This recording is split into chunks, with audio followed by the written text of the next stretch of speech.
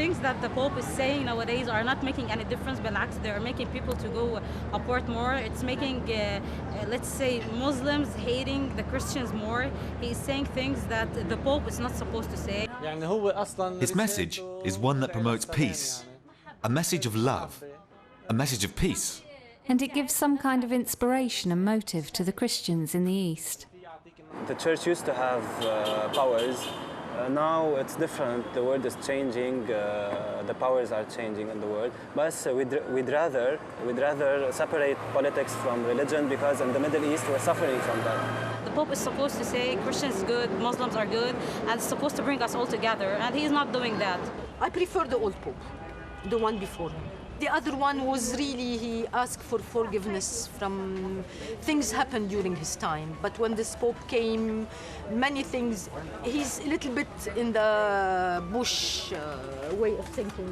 I don't think in Lebanon we have problems between Christians and Muslims. Exactly. I think we have between Muslims themselves and between Christians themselves more than Muslims and Christians. No, I don't think it really helped. Unless they get the Pope with like a really big sheikh, an imam or something, if they get them together, like a meeting between religions, then there becomes some sort of... people are now like, I think like that and nobody can change my mind, so I don't think it will affect us. In all of the world there are Muslims and Jewish and Christians and everything, and we have to live together. And whatever makes us want together better is real good.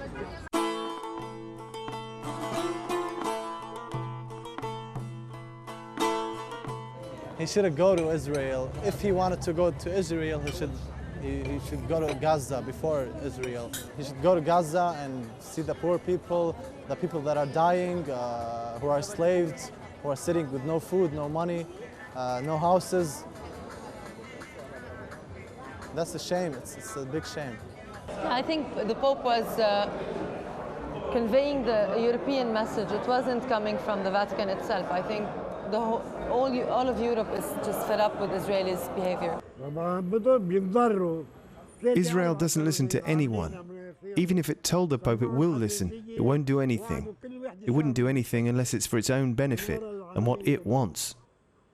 All they care about is marketing and those, I don't know what miracles.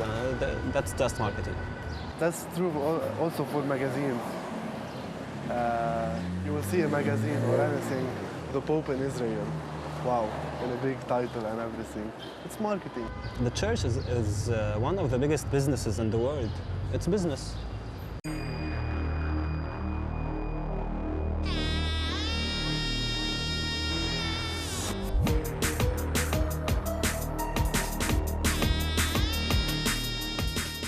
Personally, I think if they help with like defeating Taliban and ending them, then yeah, that's good. I think the Pakistani president was in the U.S. asking for more help now. I was watching the other day a comedy show, and he was like saying that everything is perfect, but he's in America asking for help. And that was like, that was stupid, because if everything is perfect, why would we be asking for help? What's happening in Pakistan is like a regional ring, a conflict for American benefits and sovereignty over the goods of this country. That's why the Americans were always the ones in control. They are and they will stay in control. I think what's scary about Pakistan are the nukes. They have nuclear weapons, and it's a failing state. And it would be easy for any group like Taliban or even Al-Qaeda to take over Pakistan, meaning taking over the nukes and hijacking the whole world. It's the same thing here. I mean, it's the same thing, but in a different way. I mean, how to fight it. We fight over land between Lebanon and Israel. They fight over land between each other.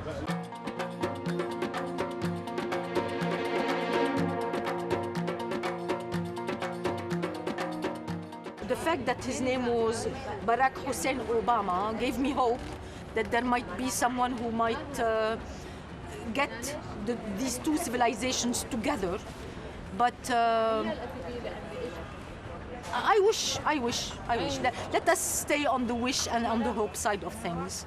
When they put stuff on a camel, it's usually on the ground. but you can't tell how much he holds until he gets up. So in retrospect, Obama just started. So the load is coming on him, but is he going to be able to handle the load? So far, so good. I once heard someone saying that what difference is there between a black dog and a white one? And I personally feel that that is the difference. Yani they are both, I don't think he's gonna make any difference. No difference. They're two faces for the same coin, and they're both conspiring against the Middle East. And as a result of that, we're the most badly affected by them. I don't care about what's gonna happen in the United States. I think that the situation in Lebanon is not gonna change, whether we change the president in the United States. That's why I think. They're gonna keep on ruining the Middle East. That's why I think. There is hope for everything. He's the new JF Kennedy. I think there's a huge difference between Bush and Obama because, first of all, Bush, it's not like he's against terrorists or something, but Obama is not gonna hate Arabs, especially Muslims, and which is also opposite of what was Bush doing. Americans now are more and more realizing that maybe Obama wasn't the best choice, and he is making maybe some bad decisions. And concerning his, let's say, closing Guantanamo, that was good. That was like okay, but there are still like some things are not clear. He is, maybe he is better than Bush. Maybe he's not. We still don't know for sure. Obama is more, he loves people and people love him. Before I didn't used to watch the news because I will get bored. Now I'm watching the TV, you enjoy watching him talking. He's so funny, he's so, charismatic.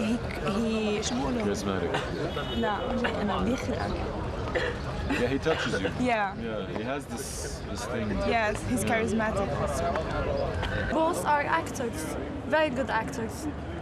Yeah, we still haven't seen any touchable changes in Obama. He's still new, and I think we should wait before we compare anything. But it's too early anyway to do it, right? Maybe.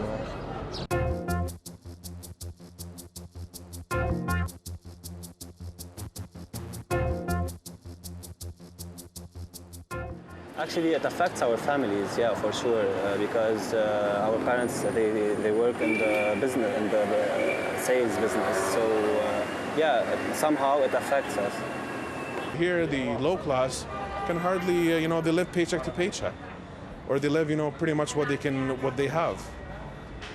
But for us, yeah, it does affect us. I mean, a kilo of tomatoes these days is about 1,500. Okay, mine is double that. But at the end, this is more healthier, has more value to it, it's better for you, and so on. As a fresh graduate, the financial crisis will mean that my chances of finding jobs and so on will be less and less. But for me, on a personal level, on the long run, it's just another proof of the failure of capitalism and of the need for a real alternative. And I believe that the real alternative is in socialism. We're graduating, and there are a lot of people not with jobs, and they are just like sitting without jobs. We've been in a crisis since like 20 years. Since '82, we've been in a crisis, and we got used to it. Yeah, but Lebanon isn't really affected by the financial crisis that happened. It's not. No, that's before. We're talking about the economical problem. It didn't really affect Lebanon as much as it affected the Gulf. It affected the Gulf and America more than it affected Lebanon. We're already affected, but so we can't be affected we're in anymore. debt, so. It did affect me because I've been only here in Lebanon for 6 months. I used to live in Michigan in the United States. And we used to have a restaurant, and my dad used to have 2 gas stations and a car lot. He's a car dealer. After the problems that happened in the economy, especially in New York and Washington, we closed everything down. We lost money. We lost our jobs. We even lost our houses. We couldn't even pay the down payments. We lost everything, and we came back here. I was poor, I still poor, it doesn't affect me, so I don't feel any difference.